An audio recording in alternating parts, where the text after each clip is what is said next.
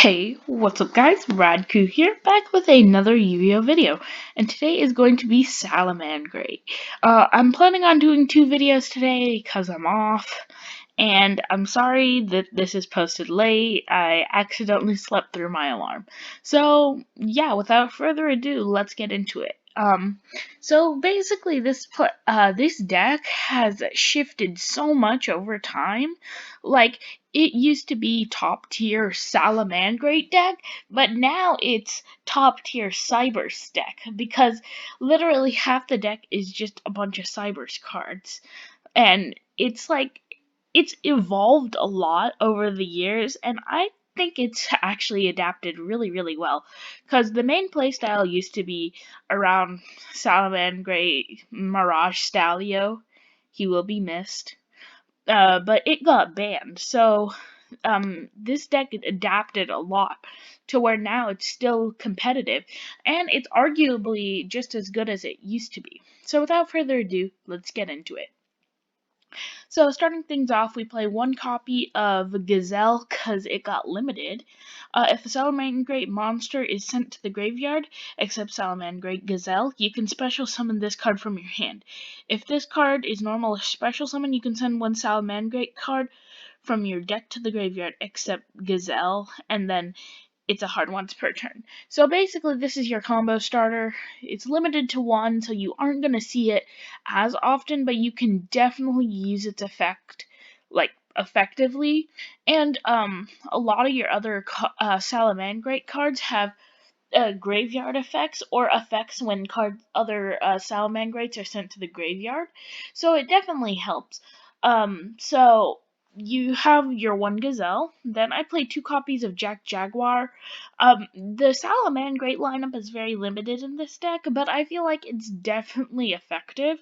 Uh, if this card attacks a defense position monster and inflict piercing damage, doesn't really matter. If you control a Salamangreat Link monster while this card is in your graveyard, you can target one Salamangreat monster in your graveyard, except Jack Jaguar, shuffle that target into the deck, and if you do special summon this card to a zone, a Sala Link monster points to. So, on top of being able to renew your resources so you could send it with other cards, it definitely helps to be able to summon from the graveyard and use it for more link summons. Because this deck, based off of what you can see of the extra deck, it is definitely a link heavy deck. Then I play 2 copies of Spinny. If you control a Salamangreat monster, you can discard this card, target one face-up card on the field. It gains 500 attack until the end of the turn. If you control a Salamangreat monster other than Salamangreat Spinny, and this card is in the graveyard, you can special summon this card but banish it when it leaves the field. So this can definitely help start your link plays. You could easily just send Salamangreat Spinny with Gazelle and then summon it back, which is super, super easy. So, and then you got some link ones that you can definitely use to go into your plays. Then I play 2 copies of Salamandra Foxy. This is one of the newer Sala cards. When this card is normal summoned, you can excavate the top 3 cards of your deck. And if you do, add one excavated Salamangreat card to your hand, and also shuffle the rest back into the deck. So you can definitely add like your Roar or any of your Salamangreat spell cards, like Circle. It's a great way to search out Circle. Then a second effect is, if this card is in your graveyard and a face-up spell or trap card on the field, and a face-up spell or trap card is on the field, you can discard one Salamangreat card, special summon this card, then destroy one face-up spell or trap card on the field. So it is a hard once per turn, but doesn't really matter because it's basically a free special summon and a free destruction for discarding one card, which is definitely really good. And spell or trap card removal is kind of needed in this deck because we don't play a ton of cards that can do it. So it definitely helps. Foxy is really good. Pretty good against Sky Strikers too, but definitely a good card. Then I play 2 copies of Salamangreat Falco. This card is sent to the graveyard. You can target one Salamangreat spell or trap card in the graveyard. Set that target to your field. And then if this card is in the graveyard, you can target one Salamangreat monster you control, except for Falco, return that monster to the hand, and if you do, special summon this card. Again, a lot of them have effects if Salamangreats are in the graveyard, so it helps to be able to renew your Salamangreat monsters. Plus, you have your spell and trap cards to help search and play the cards. So it definitely helps, even though you only play a limited lineup of them. They're definitely really good. Then that's it for the Salamangreats. For the Cybers cards, we play 3 copies of Lady Debug. If this card is normal or special summoned, you can add one level 3 or lower Salamangreat Cybers monster from your deck to your hand, and then it's a hard once per turn. So you can add your Gazelle, your Spinny, and your Foxy to your hand, or you could add your Flame Buffalo. It's not really needed, but definitely a really good card. It's kind of like the heart and soul of this deck, basically. It hasn't gotten a reprint yet, so it is about $10. But this is probably going to be one of your most expensive, like, actual cards you need, next to like Nibiru, or like Ash or Imperm. But those are all interchangeable. So this card probably the most expensive, very budget. Then I play 2 copies of Flame Buffalo. This card leaves the field. You can discard 1 Cybers monster, and if you do, draw 2 cards. So, for 1, you can discard your cards to gain advantage off of other Salas in your hand. And Flame Buffalo, allowing you to draw 2 cards, definitely helps. Plus, you can Link Climb using this as material for after you've sent your card to the graveyard. Then I played 3 copies of Parallel Exceed, basically just a free special summon. Then if you, but its level becomes 4. That's why I play, the Abyss Dweller, but it's, this card's other effects is if you link summon, you can special summon this card from your hand to a zone that a link monster points to. Then if this card is normal or special summon, you can special summon 1 Parallel Exceed from your deck. So you can only use each of the effects once per turn, but if you special summon it with the first effect, you can use the second effect to special summon 1 from your deck. You can't spam all 3 of them out, but they're definitely really easy to get out from the deck. So that's it for the Cybers cards. Definitely a really good lineup, and with some of the new support, like Parallel Exceed, it definitely helps this deck out a ton. So that's it for the monsters. Now for the hand traps. Triple Ash Blossom. I'm still, like, really happy that we got the reprint of Ash Blossom in the Salamangreat structure deck, even if that did come out quite a bit ago. So 3 copies of that, 2 Nibiru, just because you want to stop your opponent in this deck, and if they interrupt your plays, you're kind of screwed. Because even though this deck can recover, it can't recover super, super well. So, 2 Nibiru, 3 Phantasme. I wanted to run Phantasme for consistency's sake, because drawing cards definitely helps. Plus, with Synchro Eldritch and stuff, they're still using, like, Link monsters a lot, and it definitely helps to be able to use your Link monsters, your opponent's Link monsters to your advantage. That is it for the hand traps. I want you guys to tell me, like, because I'm switching up the hand trap lineup quite a bit on all these decks, so I'm been wondering, like, if there's a set amount of hand traps that you think I should run. Then I play 1 Circle. This card was limited. You can activate one of these effects to add 1 Salamangreat monster from your deck to your hand. So again, you can search out your Gazelle, or target 1 Salamangreat Link monster you control that was Link summoned using a monster with the same name as material. That Link monster is unaffected by card effects this turn. Not really gonna happen a ton, but it could happen. Like, if you summon another Sunlight Wolf or a Heat Leo, or anything like that, it works. Then I play 2 copies of Will of the Salamangreat. During your main phase, you can special summon 1 Salamangreat monster from your hand or graveyard. Then this is a continuous spell. And you can send this face-up card from the field to the graveyard, then target one Salamangreat Link monster you control that was Link summoned using a monster with the same name. Special summon Salamangreat monsters from your hand or graveyard in defense position up to the number of monsters in its Link rating. So this is really good.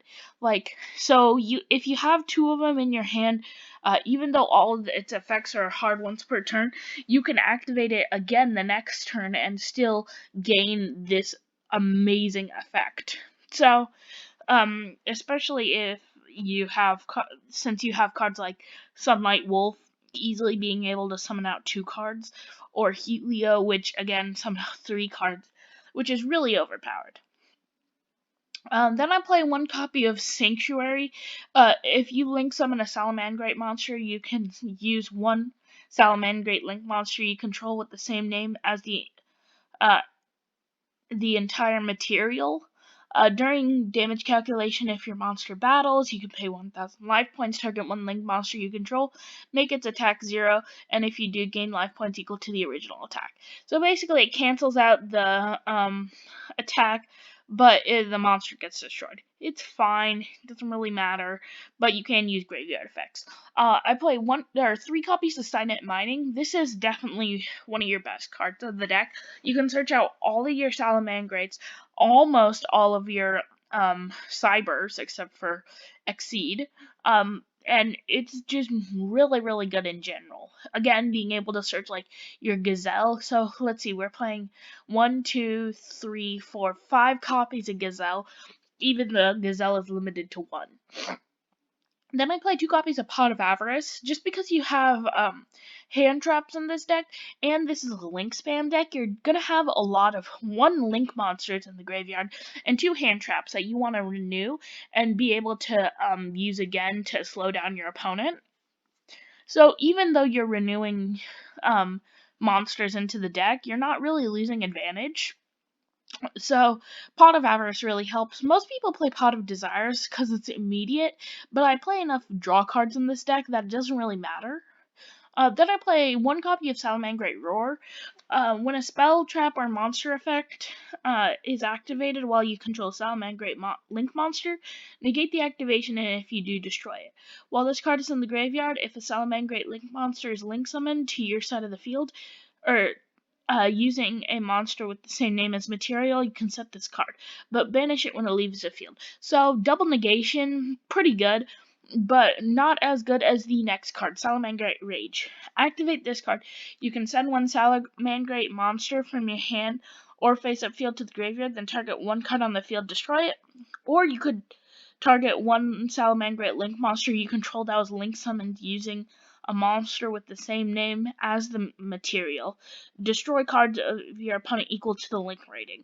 So even though this can negate twice, this is definitely a lot better because again you'll have a ton of link monsters that you can use to completely nuke your opponent's board. Then I play Triple Infinite Impermanence just because it's really good in this format in general. Plus, I didn't want to play Effect Veiler, so this was a very close second, even better than Effect Veiler. So I'd say that's pretty good alternative. So that is it for the main deck. The real good thing about Salamangreat is that the actual Salamangreat package is very condensed, left only like about 20 to 25 cards. So that means you can flood the rest of it with hand traps and other cards to help draw and keep up the consistency of the deck. And that is one of the really good things about it. Then for the extra deck, which, yeah. I play 1 copy of Almirage. Most people don't actually play Almirage in Salamangreats.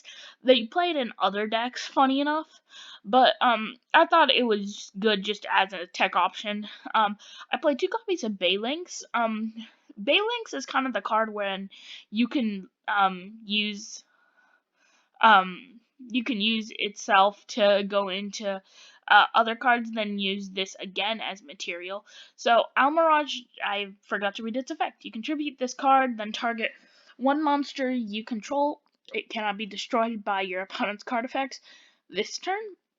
Then, when a normal summon monster you control is destroyed by battle while this card is in the graveyard, you can special summon this card. So, I guess it's fine. It's not as good as Balinx, but being able to save some of your normal summon monsters, which you don't usually leave on the field, is fine, I guess.